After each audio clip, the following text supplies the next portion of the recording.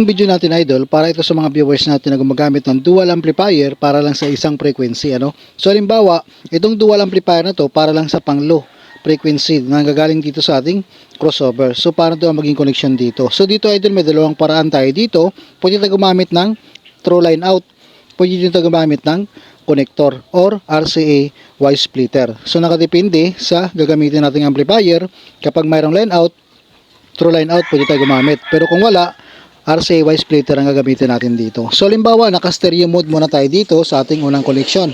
Dito sa ating crossover. So ang gagamitin natin dito, low output ng channel 1 at saka low output ng ating channel 2. So magsasama yan sa ating isang amplifier. So halimbawa, itong connector natin, dual XLR female to dual male RCA. So output natin ito sa ating low output ng ating channel 1. Tapos output tayo dito sa ating low output ng ating channel 2. So naka-stereo mode tayo dito. Tapos ang unang amplifier natin, halimbawa mayroong line out.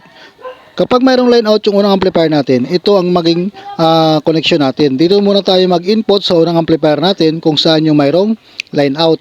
So dahil mayroon siyang line out, dahil mayroon na tayong audio input dito na nanggaling sa ating crossover, saka na tayo mag-line out dito papunta sa audio input ng ating pangalawang amplifier.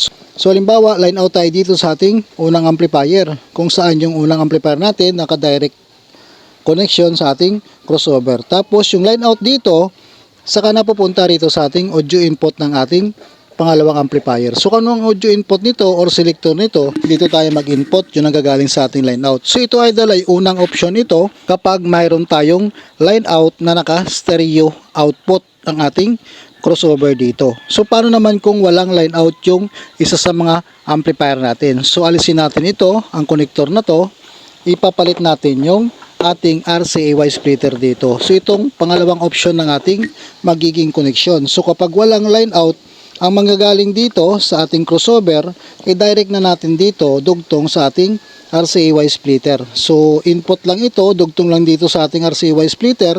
So nagiging 4 na siya. Isang pares para sa isa nating amplifier.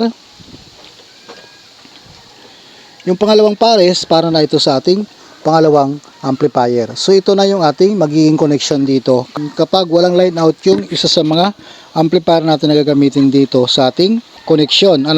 So paano naman ngayon kung naka mono ang ginamit natin dito? Halimbawa, naka mono mode yung ating crossover dito. So magiging low output nito iisa lang, channel 1 lang. So alisin natin itong connector natin. So pareho lang din na magiging connection, pero magpapalit lang tayo ng connector dito. So alisin natin yung mga connector muna natin dahil magpapalit tayo ng connector na nanggagaling dito sa ating crossover. So halimbawa, mono ang ating output dito sa ating crossover, dahil naka mono mode yung ating crossover dito. So isang output lang ang gagamitin natin dito sa kanyang low output, channel 1 lang. So halimbawa, itong connector na to, single na siya, XLR female to dual male RCA. So output tayo dito sa ating low output.